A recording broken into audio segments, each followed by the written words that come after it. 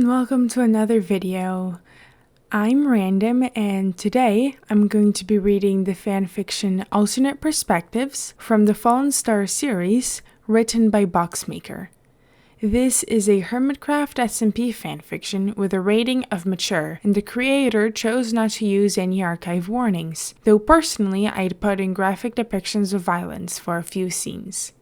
The category for this fic is General, and the featured characters are Etho-Slab, Vintage Beef, B.O.O, Doc M77, Good Times with Scar, Cubfan135, Iscal85, and other original characters.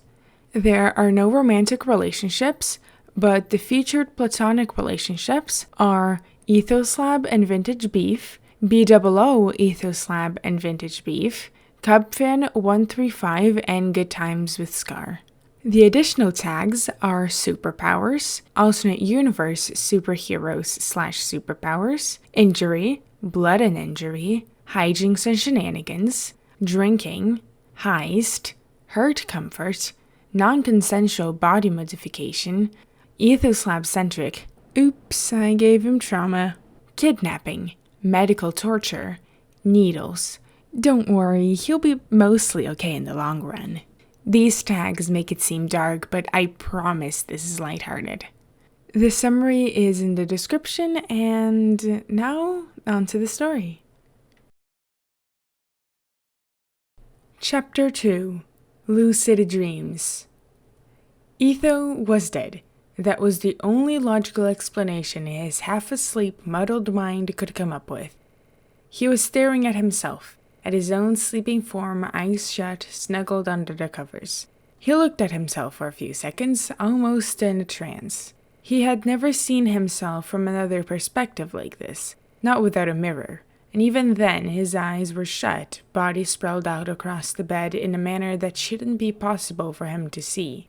He looked weird, not in a bad way, more like uncanny. Like the feeling you get when you look at a robot that looks almost like a human, but there's something off. You can tell that there's something wrong, but you can't quite pin down what it is. That was how he felt watching himself from above. His chest rose and fell, and it took Etho a few seconds to realize that that meant he was still alive. He was still alive? Was he dreaming? He felt like he was floating, but not quite, because he could still feel the firm weight of the bed beneath him. But at the same time, he was somehow able to look down upon himself. He breathed deeply and watched as his chest rose and fell slowly. It was creepy, and he felt a bit nauseous. He could feel the bed beneath him, so he gave his hand an experimental twitch. From above, he watched as his hand moved. It was so strange. He felt completely normal inside his body, but he was able to look at himself from a different perspective. He could see his chest rising and falling faster, which only freaked him out more. Etho fully woke up with a start, jolting into a sitting position, hands flying up to his eyes.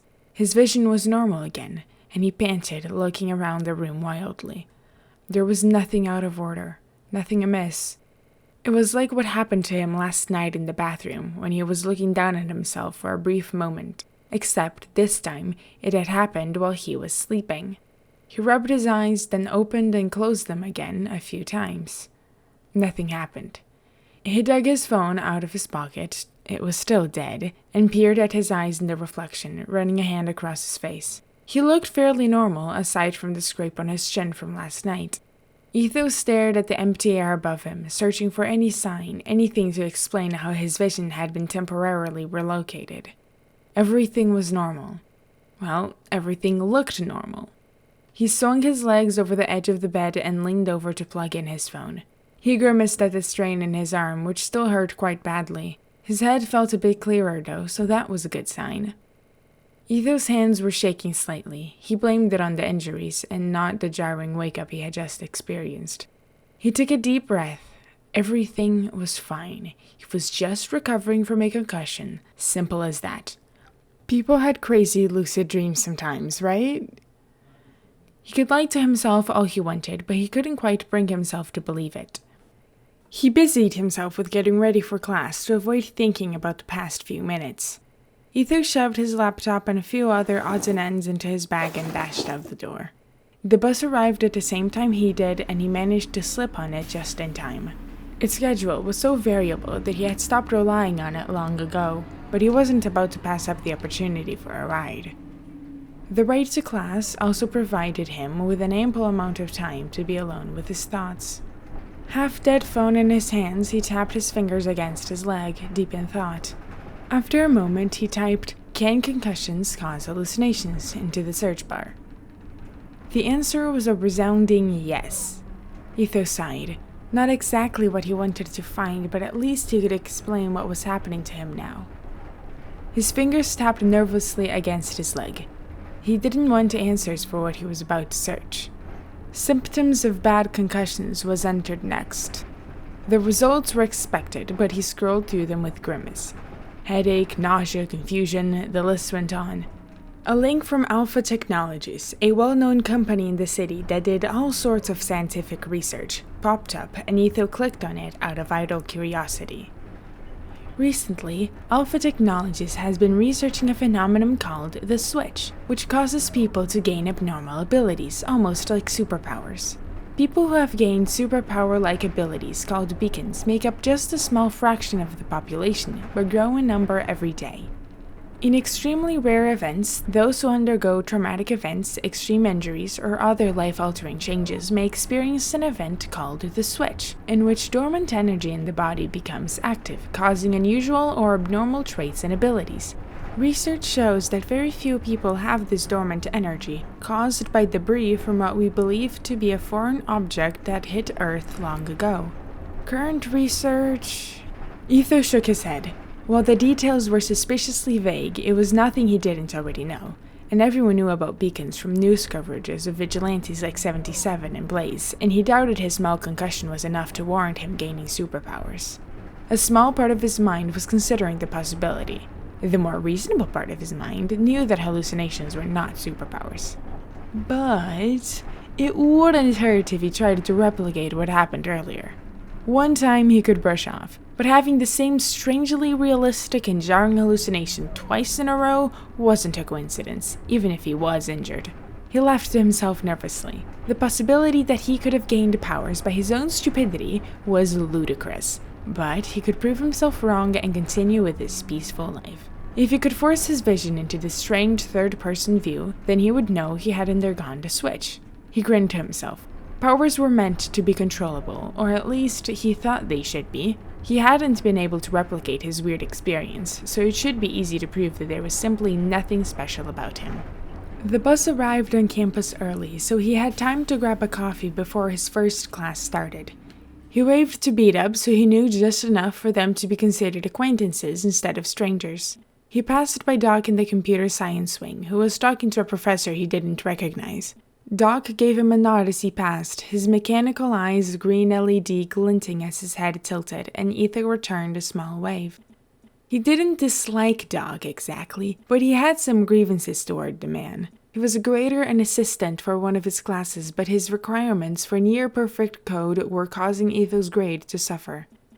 Doc was also, shifty.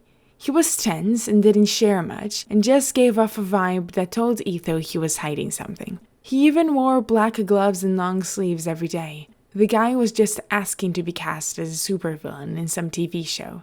Not that Etho could talk, considering he wore a black mask every day. The only reason they didn't see each other more often was because Doc was studying for his PhD in electrical engineering, so their schedules didn't overlap much, and Etho only had to see him twice a week, which was plenty for him. He headed into the lecture hall and mentally prepared himself for an hour and a half of advanced linear algebra. If Etho had to look at even one more matrix, he was going to vomit. He practically ran out of the classroom at the end of the lecture and began to wander the building aimlessly, looking for an empty room. It was Friday, so the building was already emptier than it normally was, and it wasn't difficult for him to commandeer an abandoned room. He slumped down into an empty chair and rubbed his shoulder absent-mindedly, popping a painkiller into his mouth. The events of the previous night and the morning were fresh in his mind as he considered his approach. He desperately needed to prove to himself that he couldn't replicate the strange visual hallucination he had. He wanted things to go back to normal. No more headaches, injured arms, or weird third-person vision. It happened once while he was asleep, but he didn't want to take a nap in the middle of the lecture hall, just in case someone came in. Instead, he shut his eyes and laid out on one of the desks, using his jacket as a pillow. If he couldn't sleep, he might as well simulate the situation. Nothing out of the ordinary happened as he laid there for a few minutes.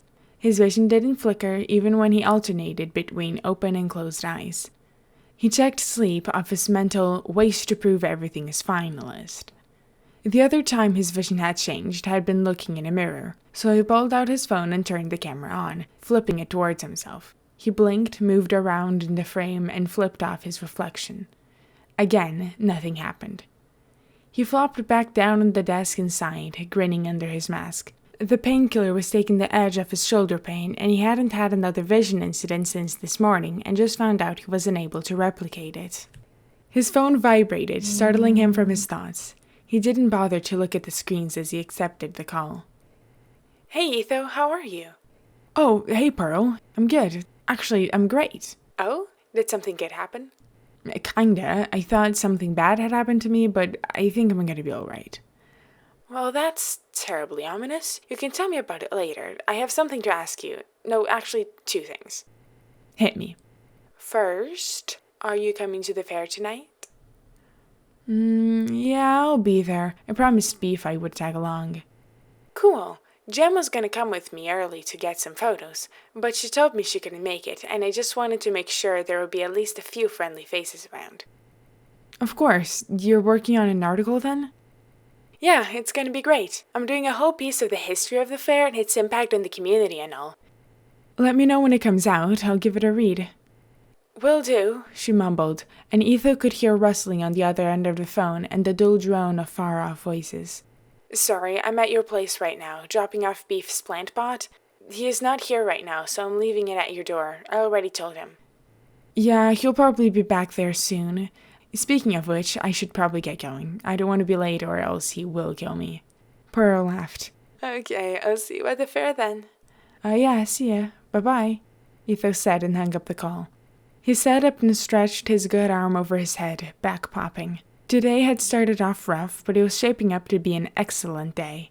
One breath he was stretching contently. The next, his vision abruptly shifted, and suddenly he was staring at the back of his own head, watching himself.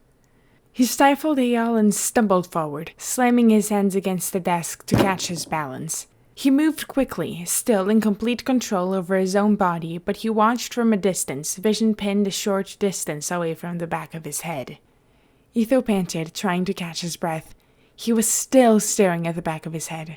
He turned slowly, an odd sensation when he had control of all his limbs but was able to watch from an outsider's perspective. As he turned, his vision followed the back of his head, slowly swiveling. Okay. Everything was fine. Everything was completely fine. Everything was not fine. His hands shook and he breathed unevenly. He scrunched his eyes in an attempt to calm himself. Rather, he shut his physical eyes, but he wasn't seeing out of those right now. He maintained a clear view of himself. Blinking didn't seem to affect him in this strange third-person state. Etho stood in silence and looked at his back. He still wasn't used to the uncanny sensation, the feeling of wrongness conjured up by looking at his own body in a way that wasn't physically possible. He felt a bit unsteady, so he sat down, missing the back of the chair a few times before he managed to pull it out. It was inconvenient. His spatial awareness was all sorts of skewed, and he couldn't see the front part of himself. In his current state, he probably couldn't even send a text message. He thought for a moment, and then pulled out his phone, unlocked it, and held it above his head. Now he could see it, but the screen was still too far away to make out any details. He leaned forward, but his body moved instead of his incorporeal eyes. Planting both hands firmly on the desk, he took a breath. This was bad. This was very bad. He doubted he could make it home like this without injuring himself. Sitting down had been a task by itself. Walking home would be worse. Although his extended vision would probably help him not fall into construction pits in the future. This had happened twice before, and he had reverted back to his normal vision, so all he had to do was do it again. Except the first 2 times had been completely involuntary. His phone vibrated once. It was probably Beef asking where he was. He still had plenty of time to get home, but he opened the message anyway, pressed a couple of random keys, and hit send. Well, he thought he hit send, but he couldn't quite be sure. The door to the classroom burst open, and Etho nearly fell out of the chair and gave a rather pathetic yelp. A girl he didn't recognize looked at him with wide eyes. "Sorry," she held up her hands. "I didn't mean to scare you. I didn't think anyone was in here." Etho gaped at her for a few seconds, mind buffering as he processed the fact that his vision had returned to normal. "Thank you," he replied, smiling weakly from under his mask. For the time being, things were back to normal. "What?" she asked, taking a step back out of the room. "Nothing," he replied.